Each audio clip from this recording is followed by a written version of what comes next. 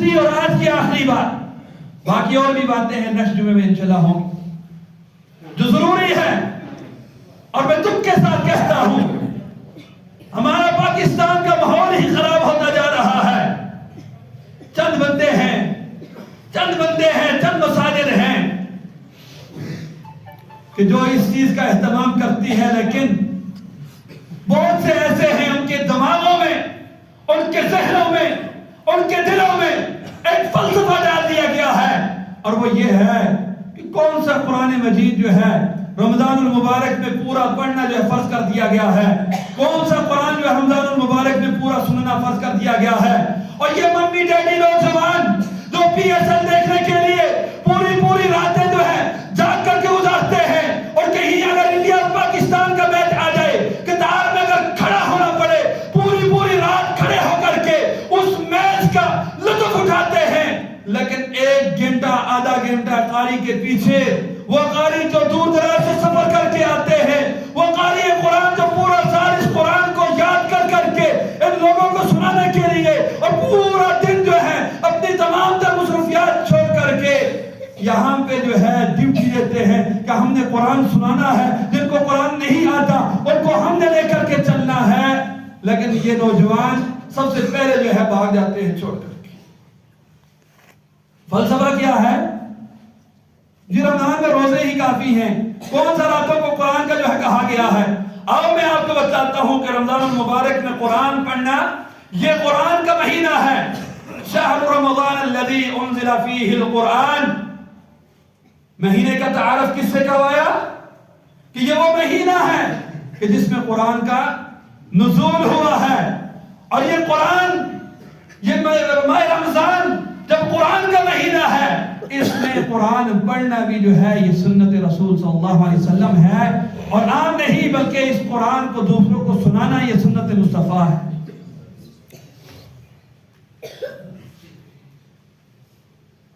رسول اللہ صلی اللہ علیہ وسلم نیکی کے کام کرنے میں سب سے زیادہ سخی تھے، سب سے زیادہ سخی، یعنی انتہا درجے کی سخاوت نیکی کے کام کرنے میں رسول اللہ صلی اللہ علیہ وسلم کی تھی، لیکن جب رمضان آتا تو بہت زیادہ سخاوت کرتے، اور چونکہ لأن جبرائیل کان یلقاہ فی کل لیلہ، جبرائیل امین آسمان سے آتے، اللہ رب العالمین بھیجنے والے جو آنے والا ہے وہ جبرائیل امین ہے، جس کے پاس آ رہا ہے وہ محمد رسول اللہ خاتم النبیین ہے، اور جس مہینے میں آ رہا ہے وہ مہینہ رمضان کا ہے، اور رمضان کی جس گھڑی میں آ رہا ہے اور جس گھڑی میں ملاقات ہو رہی ہے وہ ہر رمضان المبارک کی ہر رات ہے۔ کیوں آتے تھے؟ سوچنے کی بات ہے، کیوں آتے تھے؟ جواب یہیں پہ ہے۔ یعرض علیہ رسول اللہ صلی اللہ علیہ وسلم القرآن، رسول اللہ صلی اللہ علیہ وسلم جبرائیل امین پہ قرآن پیش کرتے، قرآن سناتے جبرائیل امین کو۔ سامع کون بنا؟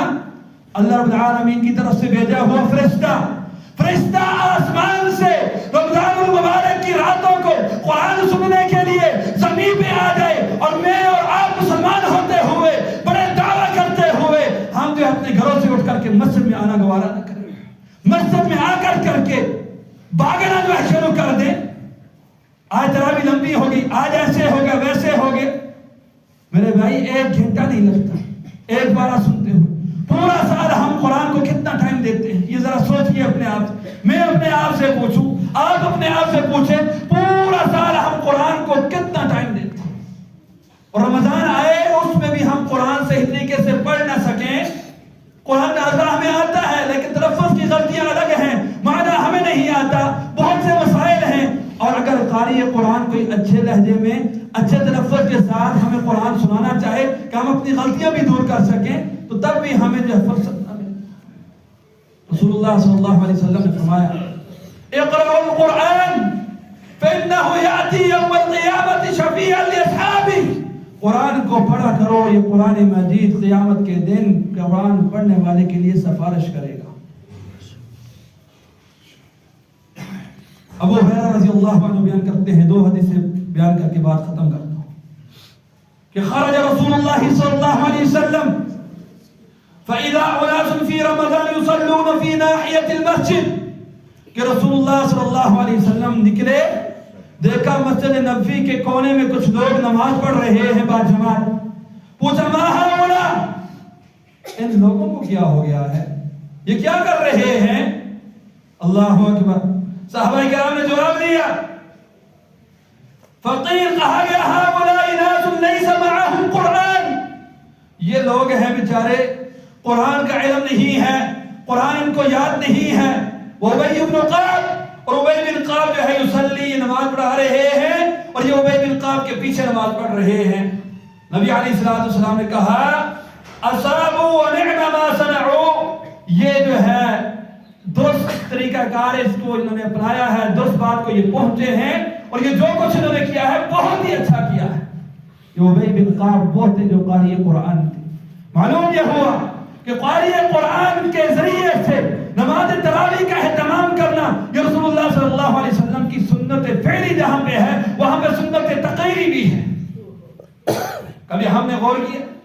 یہ ہمارے بنائے ہوئے فلسفے ہیں کہ کہاں پہ قرآن جو ہے پڑھا گیا ہے، یہاں پہ قرآن پڑھا گیا ہے. امام احمد بن حنبل رحمہ اللہ اس قاری کا انتخاب کیا کرتے تھے جو مکمل قرآن جو ہے نماز تراویح میں پڑھا سکتا.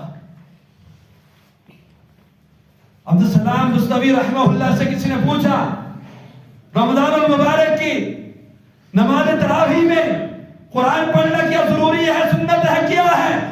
آپ رحمہ اللہ نے فرمایا کہ رمضان المبارک کی تراویح میں قرآن پڑھنا یہ سنت نبوی ہے، سنت ہے. اور ساتھ میں بڑے عمدے الفاظ کہے، کہا کہ اگر جو قرآن نہ پڑھ سکتا ہو وہ ایک قاری کا اہتمام کر لے اور اس کے پیچھے قرآن سننا شروع کر دے، یہ بھی سنت ہے.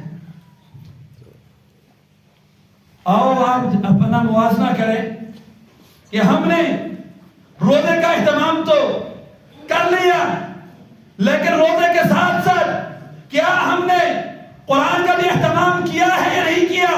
اگر نہیں کیا تو آج سے ہی تہیہ کر لو کہ ہم نے باجماعت نماز تراویح کا اہتمام کرنا ہے، کیونکہ جیسے روزہ سفارش کرے گا ویسے ہی قرآن بھی سفارش کرے گا. عبداللہ بن عمر رضی اللہ عنہ بیان کرتے ہیں رسول اللہ صلی اللہ علیہ وسلم نے فرمایا الصیام والقرآن یشفعان للعبد یوم القیامہ، قرآن اور روزہ کل قیامت کے دن بندے کے لیے سفارش کرے گا. روزہ کہے گا اے ربی منعتہ الطعام والشہوات، اللہ میں نے اس کو دن کے وقت کھانے پینے سے روکے رکھا، اس کی خواہشات سے روکے رکھا. فشفعنی فی، میری سفارش اس کے حق میں قبول کر. ویقول القرآن، قرآن کہے گا منعتہ النوم، میں نے اس کو سونے سے روکے رکھا رات کے وقت باللیل.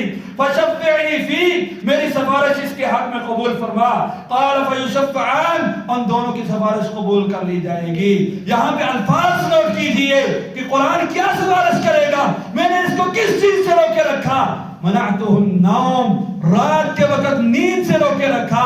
ایسے نہیں ہے کہ چوئی 8 بجے بس اپنی نمازیں جو ہے ٹھونگے مار کر کے فوراً بستر میں چلا گیا، موبائل پہ وقت 12 بجے گزار دیا اور بہانہ یہ لگایا کہ مجھے نیند آئی ہوئی ہے، قرآن کو چھوڑ دیا، تراویح کو چھوڑ دیا، قرآن سننا چھوڑ دیا. ایسا نہیں ہے، بلکہ یہ نیند قربان کر کے مسجد میں آتا ہے، آنے جانے میں اس کے قرآن سننے میں 2 سے 3 گھنٹے صرف ہو گئے ہیں. یہ ایسا شخص ہے کہ جہاں پہ روزے کی بھی سفارش سمیٹ رہا ہے وہاں پہ قرآن کی بھی یہ سفارش سمیٹے گا. کتنے ہی خوش نصیب وہ ہوں گے جو قرآن مجید کو جو ہے رمضان المبارک میں سننے کا بھی اہتمام کریں گے، سنانے کا بھی اہتمام کریں گے. یارو اس کو معمولی نہ سمجھیے کہ رمضان المبارک کا مہینہ نیکیاں سمیٹنے کا مہینہ ہے، اپنے آپ کو گناہوں سے بچانے کا مہینہ ہے. اور نیکیوں میں سرفہرست میں نے آپ کو بتایا ہے کہ روزہ ہے اور روزے کے حقوق کی ادائیگی ہے، اس کے ساتھ ساتھ اپنے گناہوں سے اپنے آپ کو بچانا ہے، گناہوں کی معافی جو ہے مانگنا ہے. اور تیسری چیز یہ ہے کہ قرآن پڑھنے کا، سننے کا، سنانے کا اہتمام کرنا ہے. اللہ سے دعا ہے کہ اللہ رب العالمین ہماری زندگیوں میں اللہ رب العالمین زیادہ سے زیادہ رمضان المبارک ہمیں نصیب کرے.